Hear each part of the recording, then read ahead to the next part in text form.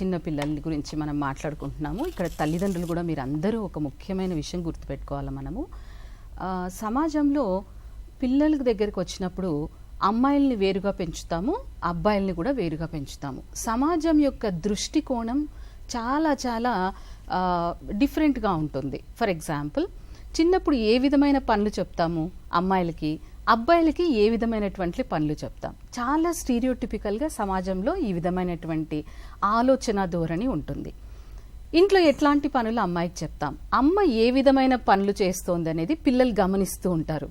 అమ్మ ఎక్కడున్నారు అంటే మనం స్కూల్లో కానీ క్లాసులో కానీ లేదా ఏదన్నా ఒక లెసన్ చెప్పినప్పుడు కూడా అమ్మ ఇంట్లో పని చేసుకుంటారు, సామాన్లు క్లీన్ చేసుకుంటారు, వంట చేస్తారు, తర్వాత ఇంటికి సంబంధించినటువంటి విషయాలన్నీ కూడా అమ్మ చూసుకుంటుంది.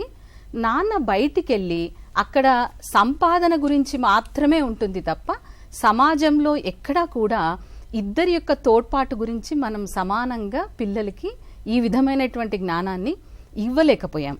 అందువల్ల ఆడపిల్లల్ని ఇంటికి మాత్రమే పరిమితంగా చూస్తాం. అది ఒక పెద్ద లోపంగా కూడా మనం చూడొచ్చు. ఇద్దరికి సమానమైనటువంటి చదువు ఉన్నా కూడా ఆర్థిక విధమైనటువంటి వెసులుబాటు ఉంటుందా? పిల్లలు స్త్రీలు పురుషులు ఇది పూర్తిగా సాంకేతికంగా మనం చూస్తే సైంటిఫిక్గా కూడా ఆడపిల్లలు కానీ మగపిల్లలు కానీ అటానమీ తీసుకుంటే ఒకటే రకంగా ఉండదు.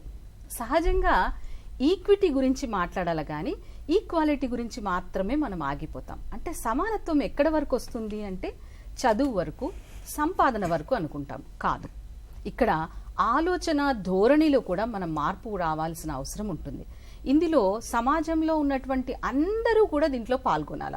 ముఖ్యంగా స్త్రీలు పురుషులు లేదా ఆడపిల్లలు మగపిల్లలు. ఇది పూర్తిగా శారీరకమైన మానసికమైన ఫిజికల్గా మెంటల్గా సైకలాజికల్గా వీళ్ళు తమ యొక్క పరిధిలో చాలా చాలా పూర్తిగా అంటే శారీరకంగా వేరుగా ఉండొచ్చు కానీ ఆలోచన విధంగా ఆలోచన పరంగా ఫిజికల్గా మెంటల్గా సైకలాజికల్గా టఫ్గా ఉండడం అనేది మనం నేర్పించాలి.